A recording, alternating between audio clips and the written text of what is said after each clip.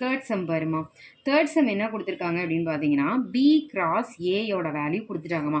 இது வரைக்கும் நம்ம பார்த்த சம்லாம் எப்படி இருந்துச்சு?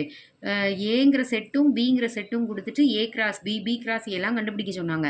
ஆனால் இப்போ நமக்கு என்ன கொடுத்துட்டாங்க? பி கிராஸ் ஏ கொடுத்துட்டு அதுலேருந்து நமக்கு என்ன கண்டுபிடிக்க சொல்லியிருக்காங்கன்னா ஏங்கிற செட்டும் பிங்கிற செட்டும் எப்படி இருக்கும் அப்படிங்கிறத கண்டுபிடிக்க சொல்லியிருக்காங்க. அப்போ பி கிராஸ் ஏங்கிற செட்டு என்ன கொடுத்துருக்காங்கங்கிறத நான் ஃபஸ்ட்டு எழுதிக்கிறேன். பி கிராஸ் ஏங்கிற செட்டு வந்து இதுதான் பி கிராஸ் ஏன்னு கொடுத்துருக்காங்கம்மா. இதிலேருந்து நான் ஏங்கிற செட்டும் பிங்கிற செட்டும் என்னன்னு கண்டுபிடிக்கணும். ஓகேவா? இது பின்னு வச்சுக்கிறேன். அடுத்தது ஏங்கிற செட்டு.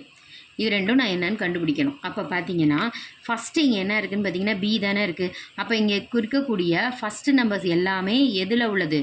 பிங்கிற செட்டில் உள்ள எலமெண்ட்ஸு. பிங்கிற செட்டில் உள்ள எலமெண்ட்ஸு.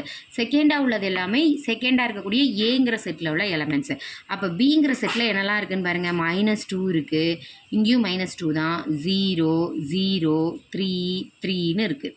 அப்போ ரிப்பீட்டடாக எழுத வேண்டாம், ஒன் டைம் எழுதினா போதும். அப்போ -2 இருக்குது, 0 இருக்குது, 3 இருக்குது. அப்போ நம்மளோட பிங்கிற செட் என்னது? -2 0 3. நெக்ஸ்ட்டு ஏங்கிற செட்டுக்கு வருவோம். ஏ செகண்ட் அவ்வளோனால செகண்ட் நம்பர்ஸ். செகண்ட் நம்பர் என்ன இருக்குது பாரு? 3 4 3 4 3 4. அப்போ 3யும் 4ம் தான் மறுபடியும் ரிப்பீட் ஆகுது. அப்போ இந்த 3யும் 4ம் தான் நம்மளோட ஏங்கிற செட்டில் உள்ள எலமெண்ட்ஸு. ஓகேவா? அப்போ நல்லா தெரிஞ்சுக்கோ. ஃபஸ்ட்டு என்ன எழுத்து இருக்கோ அதோட எலமெண்ட்டு தான் ஃபஸ்ட்டில் இருக்கும். செகண்ட் என்ன எழுத்து இருக்கோ அதோட எலமெண்ட்டு தான் செகண்டில் இருக்கும். ஓகேவாம்மா? தேர்ட் சம் முடிஞ்சிச்சு.